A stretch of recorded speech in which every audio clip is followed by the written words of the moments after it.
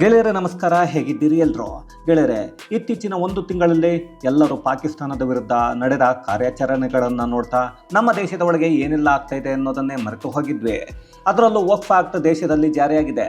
ಆ ಕಾನೂನಿನ ಪ್ರಕಾರ ಏನೆಲ್ಲ ಕಾರ್ಯಗಳನ್ನು ಮಾಡಬೇಕೋ ಅದನ್ನು ನಮ್ಮ ರಾಜ್ಯದಲ್ಲಿ ಮಾಡ್ತಾರೋ ಬಿಡ್ತಾರೋ, ಆದರೆ ಉತ್ತರ ಪ್ರದೇಶದ CM ಯೋಗಿ ಆದಿತ್ಯನಾಥ್ ಮಾತ್ರ ಮಾಡ್ತಾನೇ ಇದ್ದಾರೆ. ಈಗಾಗಲೇ ಅಕ್ರಮವಾಗಿ ನಿರ್ಮಾಣ ಮಾಡಿದ್ದ ಮಸೀದಿ, ಮದ್ರಸಾ, ಸಮಾಧಿ, ಈದ್ಗಾ ಸೇರಿ ಒಟ್ಟು 280 ಅಕ್ರಮ ಕಟ್ಟಡಗಳನ್ನು ನೆಲಸಮ ಮಾಡಿದ್ದಾರೆ. ದೇಶಕ್ಕೆ ಸಂಬಂಧಪಟ್ಟಿದ್ದನ್ನು ಮೋದಿ ನೋಡ್ಕೊಳ್ತಾರೆ, ನಾನು ನನ್ನ ರಾಜ್ಯದ ಕೆಲಸವನ್ನು ಮಾಡ್ತೀನಿ ಅಂತ ಸೈಲೆಂಟಾಗಿ ಎಲ್ಲವನ್ನ ಮಾಡಿ ಮುಗಿಸ್ತಾ ಇದ್ದಾರೆ. ಪಾಕಿಸ್ತಾನದ ವಿರುದ್ಧ ಯೋಗಿ ರೊಚ್ಚಿಗೆದ್ದು ಮಾತಾಡಿದ್ದಾರೆ. ನಮಗೆ ತೊಂದರೆ ಕೊಡೋರನ್ನ ಸುಮ್ಮನೆ ಬಿಡಲ್ಲ ಅನ್ನೋದನ್ನು ಹೇಳ್ತಾ ಇದರ ಮೂಲಕ ಪಾಕಿಸ್ತಾನಕ್ಕೆ ವಾರ್ನಿಂಗ್ ಕೊಡ್ತಾ ಇದ್ದಾರೆ. ಜೊತೆಗೆ ಲಕ್ನೋದಲ್ಲಿ ಬ್ರಹ್ಮೋಸ್ ತಯಾರಿಕಾ ಘಟಕವನ್ನು ಉದ್ಘಾಟನೆಯನ್ನ ಮಾಡಿದ್ದ ಯೋಗಿ ಆದಿತ್ಯನಾಥ್ ಈಗ ಅವರು ಕೊಟ್ಟಿರೋ ಒಂದು ಹೇಳಿಕೆ ಇಡೀ ಜಗತ್ತು ಅವರ ಕಡೆ ತಿರುಗಿ ನೋಡ್ತಾ ಇದೆಲ್ಲ ಆಗತ್ತಾ ಅಂತ ಮಾತಾಡೋ ರೀತಿ ಮಾಡಿದ್ದಾರೆ. ಹಾಗಾದ್ರೆ ಯುದ್ಧದ ಮಧ್ಯೆ ಯೋಗಿ ಮಾಡಿದ್ದೇನೋ, ಇಡೀ ಜಗತ್ತು ಯೋಗಿ ಅವರ ಕಡೆ ತಿರುಗಿ ನೋಡ್ತಾ ಇರೋದು ಯಾಕೆ? ವಕ್ಫ್ ಆಕ್ಟನ್ನು ಹೇಗೆ ಸರಿಯಾಗಿ ಬಳಸಿಕೊಳ್ತಾ ಇದ್ದಾರೆ ಅನ್ನೋದನ್ನು ಈ ವಿಡಿಯೋದಲ್ಲಿ ನೋಡ್ಕೊಂಡು ಬರೋಣ ಬನ್ನಿ. ಗೆಳೆಯರೆ, ಪಹಲ್ಗಾಮ್ ದಾಳಿ ಆಯಿತು. ಅದಾದ ನಂತರ ಉಗ್ರರ ವಿರುದ್ಧ ಭಾರತೀಯ ಸೇನೆ ಮತ್ತು ಮೋದಿ ಸರ್ಕಾರ ಆಕ್ಷನ್ ತಗೊಂಡಿದ್ದಾಯಿತು. ಪಾಕಿಗಳಿಗೆ ಕೊಟ್ಟ ಏಟಿಗೆ ಚಟ್ಟ ಸೇರಬೇಕಾಗುತ್ತೆ ಅಂತ ಪಾಕಿಗಳು ಬಂದು ಭಾರತದ ಕಾಲನ್ನು ಹಿಡ್ಕೊಂಡು ಸದ್ಯಕ್ಕೆ ಕದನ ವಿರಾಮ ಘೋಷಣೆ ಆಗಿದೆ. ಅಲ್ಲಿ ಏನೋ ಆಗ್ತಾ ಇದೆ ಅಂದುಕೊಂಡಿದ್ರೆ ದೇಶದ ಒಳಗೆ ಮಾತ್ರ ಉತ್ತರ ಪ್ರದೇಶದ CM ಯೋಗಿ ಆದಿತ್ಯನಾಥ್ ಮಾತ್ರ ದೇಶವನ್ನು ನೋಡ್ಕೊಳ್ಳೋಕೆ ದೇಶದ ಪ್ರಧಾನಿ ಇದ್ದಾರೆ, ಅದನ್ನು ಅವರು ನೋಡಿಕೊಳ್ತಾರೆ. ನಮಗೆ ದೇಶದ ಒಳಗೆ ಇರೋ ಒಂದಷ್ಟು ವಿಚಿತ್ರ ಮನಸ್ಥಿತಿ ಮತ್ತು ವಿಚಿತ್ರ ಪ್ರಾಣಿಗಳ ಜೊತೆ ಜಿಹಾದಿ ಮನಸ್ಥಿತಿಗಳನ್ನು ಸರಿ ಮಾಡೋಕೆ ಏನು ಬೇಕೋ ಅದನ್ನು ನಾನು ಮಾಡ್ತಾ ಇರ್ತೀನಿ ಅನ್ನೋ ಥರ ಯೋಗಿ ಅವರ ಕೆಲಸವನ್ನು ಮಾಡ್ತಾ ಇದ್ದಾರೆ. ವಕ್ಫ್ ಕಾನೂನು ಈಗಾಗಲೇ ಇಡೀ ದೇಶದಲ್ಲಿ ಜಾರಿಯಲ್ಲಿದೆ, ಆದರೆ ಅದ್ಯಾವ ರಾಜ್ಯ ಏನನ್ನ ಮಾಡುತ್ತೋ ಬಿಡುತ್ತೋ ಗೊತ್ತಿಲ್ಲ. ಅದರಲ್ಲೂ ನಮ್ಮ ಕರ್ನಾಟಕದಲ್ಲಿ ವಕ್ಫ್ ವಿಷಯದಲ್ಲಿ ಏನೂ ಆಗಲ್ಲ ಅನ್ನೋದು ನಮಗೂ ಗೊತ್ತಿದೆ. ಹಾಗಾಗಿ ಬೇರೆ ಕಡೆ ಆಗೋದನ್ನು ನೋಡಿ ಆದರೂ ಖುಷಿಯನ್ನು ಪಡಬೇಕಲ್ವಾ, ಅದನ್ನೇ ಪಡ್ಕೊಳ್ಳೋಣ ಅಷ್ಟೇ. ಈಗ ಉತ್ತರ ಪ್ರದೇಶದ CM ಯೋಗಿ ಫುಲ್ ಆಕ್ಷನ್ಗೆ ಮತ್ತೆ ಇಳಿದಿದ್ದಾರೆ. ಅದರಲ್ಲೂ ಈ ಬಾರಿ ಅವರು ಕೈ ಹಾಕಿರೋದು ಉತ್ತರ ಪ್ರದೇಶ ಮತ್ತು ನೇಪಾಳದ ಗಡಿಯಲ್ಲಿ.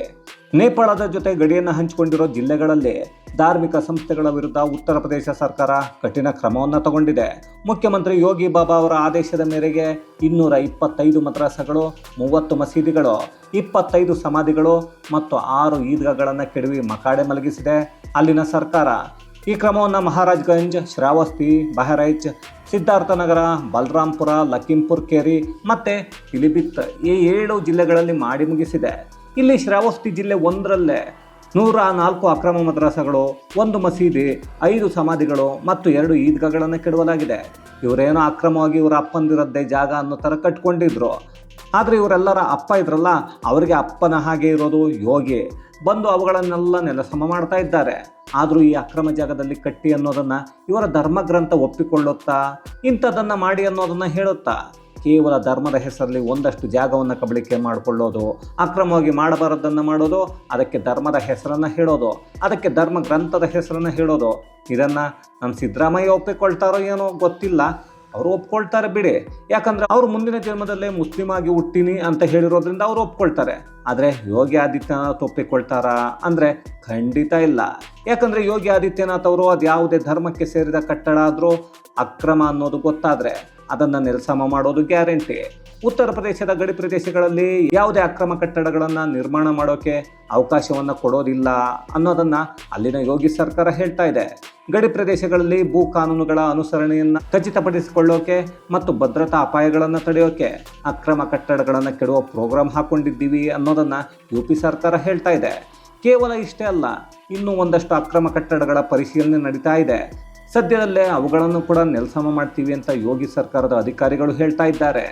ಗೆಳೆಯರೆ, ಯಾರೇ ಆದರೂ ನಮಗೆ ತೊಂದರೆಯನ್ನು ಕೊಟ್ಟರೆ ನಾವು ಅವರನ್ನು ಸುಮ್ಮನೆ ಬಿಡಲ್ಲ ಅಂತ ಪಾಕಿಸ್ತಾನದ ವಿರುದ್ಧ ಉತ್ತರ ಪ್ರದೇಶದ CM ಯೋಗಿ ಆದಿತ್ಯನಾಥ್ ವಾಗ್ದಾಳಿಯನ್ನು ನಡೆಸಿದ್ದಾರೆ. ಲಕ್ನೋದಲ್ಲಿ ಆಯೋಜನೆಯಾಗಿದ್ದ ಭಾರತ್ ಶೌರ್ಯ ತಿರಂಗ ಯಾತ್ರೆಯಲ್ಲಿ ಯೋಗಿ ಆದಿತ್ಯನಾಥ್ ಮಾತಾಡಿ, ನಮ್ಮ ಸಶಸ್ತ್ರ ಪಡೆಗಳ ಧೈರ್ಯ ಮತ್ತು ತ್ಯಾಗಕ್ಕೆ ಕೃತಜ್ಞತೆಯನ್ನು ಸಲ್ಲಿಸೋಕೆ ತಿರಂಗ ಯಾತ್ರೆಯನ್ನು ಯೋಗಿ ಆದಿತ್ಯನಾಥ್ ನಡೆಸಿದ್ರು. ಇದಕ್ಕೆ ಕೇಂದ್ರದ ನಾಯಕತ್ವ ಮತ್ತು ಮೋದಿಗೆ ಧನ್ಯವಾದವನ್ನು ಹೇಳಿದರು. ಭಯೋತ್ಪಾದನೆಯ ಮೂಲಕ ನಮ್ಮ ಶಾಂತಿ ಮತ್ತು ಸಾಮರಸ್ಯವನ್ನು ಭಂಗಗೊಳಿಸುವ ಪ್ರಯತ್ನಗಳನ್ನು ಮಾಡಿದ ಎಲ್ಲ ಸಮಯದಲ್ಲೂ ಭಾರತೀಯ ಸೇನೆ ಪಾಕಿಸ್ತಾನಕ್ಕೆ ಸರಿಯಾದ ಉತ್ತರವನ್ನು ಕೊಟ್ಟಿದೆ. ನಾವು ಯಾರಿಗೂ ತೊಂದರೆಯನ್ನು ನೀಡಲ್ಲ, ಆದರೆ ಯಾರಾದರೂ ನಮ್ಮ ತಂಟೆಗೆ ಬಂದರೆ ನಾವು ಅಂಥವರನ್ನು ಬಿಡಲ್ಲ ಅನ್ನೋ ಸ್ಪಷ್ಟವಾದ ಸಂದೇಶವನ್ನು ಈಗ ನಮ್ಮ ಸೈನಿಕರು ರವಾನೆ ಮಾಡಿದ್ದಾರೆ, ನಮ್ಮ ಮೇಲೆ ದಾಳಿಯನ್ನು ಮಾಡಿದರೆ ಏನಾಗುತ್ತೆ ಅನ್ನೋದನ್ನ ಈಗ ಇಡೀ ಜಗತ್ತು ನೋಡಿದೆ. ಕೃಪಾ ಪೋಷಿತ ನಾಟಕವನ್ನ ಪಾಕಿಸ್ತಾನ ಬಿಡಲಿಲ್ಲ ಅಂದರೆ ಮುಂದೆ ಇನ್ನೂ ಸರಿಯಾದ ಪಾಠವನ್ನು ಕಲಿಸ್ತೀವಿ ಅನ್ನೋ ಸ್ಪಷ್ಟ ಸಂದೇಶವನ್ನು ಕೊಟ್ಟಿದ್ದಾರೆ. ಇನ್ನು ಕಳೆದ ವಾರ ಬ್ರಹ್ಮೋಸ್ನ ತಯಾರಿಕಾ ಘಟಕವನ್ನು ಯೋಗಿ ಆದಿತ್ಯನಾಥ್ ಉದ್ಘಾಟನೆಯನ್ನು ಮಾಡಿದ್ರು. ಅವರು ಈಗ ಪ್ರತಿ ವರ್ಷಕ್ಕೆ 80ರಿಂದ 100 ಬ್ರಹ್ಮೋಸ್ ಮಿಸೈಲ್ ತಯಾರು ಮಾಡೋ ಗುರಿಯನ್ನು ಹೊಂದಿದ್ದೀವಿ. ಮುಂದಿನ ದಿನಗಳಲ್ಲಿ ಉತ್ಪಾದನೆಯನ್ನು 100ರಿಂದ 120 ಮಿಸೈಲ್ ಮಾಡೋ ಯೋಚನೆ ಮಾಡ್ತಾ ಇದ್ದೀವಿ ಅನ್ನೋದನ್ನ ಹೇಳ್ತಾ ಇದ್ದಾರೆ. ಇದು ಈಗ ಇಡೀ ವಿಶ್ವವೇ ಭಾರತದ ಕಡೆ ತಿರುಗಿ ನೋಡೋ ಥರ ಮಾಡ್ತಾ ಇದೆ. ಇಲ್ಲಿ ಇಡೀ ವಿಶ್ವ ಭಾರತದ ಕಡೆ ತಿರುಗಿ ನೋಡ್ತಾ ಇದ್ರೆ ಪಾಕಿಗಳು ಮಾತ್ರ ನಮ್ಮ ಕತೆ ಏನು ಅಂತ ಚಿಂತೆಗೀಡಾಗಿ ಚಿತೆಯನ್ನು ನಾವೇ ಹತ್ತಿ ಬಿಡೋಣ ಅನ್ನೋ ಯೋಚನೆಯನ್ನು ಮಾಡೋ ಥರ ಆಗಿ ಹೋಗಿದೆ. ಯಾಕಂದರೆ ಇಷ್ಟೊಂದು ಪವರ್ಫುಲ್ ಮಿಸೈಲನ್ನು ವರ್ಷಕ್ಕೆ 100ರಿಂದ 120 ಮಾಡ್ತೀವಿ ಅಂದರೆ ಪಕ್ಕದಲ್ಲಿರೋ ಪಾಕಿಸ್ತಾನ ಬೆಚ್ಚಿ ಬೀಳ್ತಾ ಇದ್ರೆ, ಚೈನಾ ಮಾತ್ರ ಭಾರತದ ಹತ್ರ ನಾನು ಚೆನ್ನಾಗಿ ಮಾತಾಡಿಕೊಂಡು ಇರ್ತೀನಿ ಅಂತಿದೆ. ಆದರೆ ಇಡೀ ಜಗತ್ತು ಬ್ರಹ್ಮೋಸ್ ಮಿಸೈಲನ್ನು ನಮಗೂ ಕೊಡಿ, ನಮಗೂ ಬೇಕು ಅಂತಿದೆ. ಅದರಲ್ಲೂ ದಕ್ಷಿಣ Africa, Chile, Saudi Arabia, UAE, Argentina ನಮಗೆ ಮೊದಲು ಬ್ರಹ್ಮೋಸ್ ಕೊಡಿ ಅಂತ ಕೇಳ್ತಾ ಇವೆ. ಅದರಲ್ಲೂ ಸೌದಿ ಮತ್ತು UAE ಅದೆಷ್ಟೇ ದುಡ್ಡಾದರೂ ಪರವಾಗಿಲ್ಲ, ನಮಗೆ ಮೊದಲು ಬೇಕು ಬ್ರಹ್ಮೋಸ್ ಕೊಡಿ ಅಂತ ಕೇಳ್ತಾ ಇವೆ. ಚೈನಾದ ಆಯುಧಗಳನ್ನು ತರಿಸಿಕೊಳ್ಳೋಕೆ ಹೊರಟಿದ್ದ ಆಫ್ರಿಕಾದ ಬಹಳಷ್ಟು ರಾಷ್ಟ್ರಗಳು ಕೂಡ ಈಗ ಭಾರತದ ಆಯುಧಗಳ ಹಿಂದೆ ಬಿದ್ದಿವೆ. ಇದಕ್ಕೆ ಕಾರಣ ಮೋದಿ ಸರ್ಕಾರ ಆದರೂ ಈಗ ಅದಕ್ಕೆ ಮತ್ತಷ್ಟು ಪವರ್ ಬಂದಿರೋದು, ಯೋಗಿ ನಾಡಲ್ಲಿ ಇದರ ತಯಾರಿಕೆ ಆಗ್ತಾ ಇರೋದು. ಇದೆಲ್ಲವನ್ನು ನೋಡ್ತಾ ಇದ್ರೆ ಭಾರತ ಆಯುಧ ಕ್ಷೇತ್ರದಲ್ಲಿ ದೊಡ್ಡದಾದ ರಫ್ತುದಾರ ದೇಶ ಆಗೋ ಕಡೆಗೆ ಹೋಗ್ತಾ ಇದೆ ಅನ್ಸುತ್ತೆ. ಆದರೆ ಪಾಪ ಚೀನಾದ ಕತೆ ಮಾತ್ರ ಅದ್ಯಾಕೋ ಟುಸ್ ಪಟಾಕಿ ಥರ ಆಗಿ ಹೋಗಿದೆ. ಚೈನಾ ಅವರು ಕೊಡೋ ಎಕ್ಸ್ಪೋರ್ಟ್ ಕ್ವಾಲಿಟಿ ಎಷ್ಟರ ಮಟ್ಟಿಗೆ ಇರುತ್ತೆ ಅನ್ನೋದು ಈಗ ಇಡೀ ಜಗತ್ತಿನ ಮುಂದೆ ಎಕ್ಸ್ಪೋಸ್ ಆಗ್ತಾ ಇದೆ. ಚೈನಾದ ಆಯುಧಗಳ ಷೇರುಗಳು ಸುಮಾರು 9ರಿಂದ 10% ಇಳಿಕೆಯಾಗಿ ಬಿದ್ದು ಹೋಗಿವೆ. ಈಗ ಚೈನಾ ಪಾಕಿಸ್ತಾನದ ಮೇಲೆ ಗೂಬೆಯನ್ನು ಕೂರಿಸ್ತಾ ಇದೆ. ಈ ಪಾಕಿಗಳಿದ್ದಾರಲ್ಲ ಬಡ್ಡಿ ಮಕ್ಕಳು, ಇವರಿಗೆ ನಮ್ಮ ಮಿಸೈಲನ್ನು ಹಾರಿಸೋಕೆ ಬಂದಿಲ್ಲ, ಫೈಟರ್ ಜೆಟ್ಗಳನ್ನು ಓಡಿಸೋಕೆ ಇವ್ರ ಹತ್ರ ಪೈಲಟ್ಗಳಿಲ್ಲ, ಹಾಗಾಗಿ ನಮ್ಮ ಆಯುಧಗಳು ಅಲ್ಲಿ ಮಕ್ಕಡೆ ಮಲೆಕೊಂಡಿವೆ, ನಮ್ಮ ಆಯುಧಗಳೆಲ್ಲ ಸೂಪರ್ ಕ್ವಾಲಿಟಿ, ಅವು ಸೂಪರ್ ಪವರ್ ಆಗಿವೆ.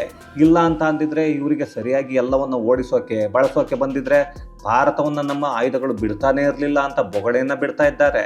ಆದರೆ ಚೀನಾದ ಕತೆ ಗೊತ್ತಿರೋರು, ಅವರ ಯಾವುದೇ ಎಕ್ಸ್ಪೋರ್ಟ್ ವಸ್ತುಗಳನ್ನು ನೋಡಿರೋರು ಯಾವಂದ್ರೆ ಇದನ್ನು ಒಪ್ಕೊಳ್ತಾನೆ? ಖಂಡಿತ ಒಪ್ಕೊಳ್ಳಲ್ಲ.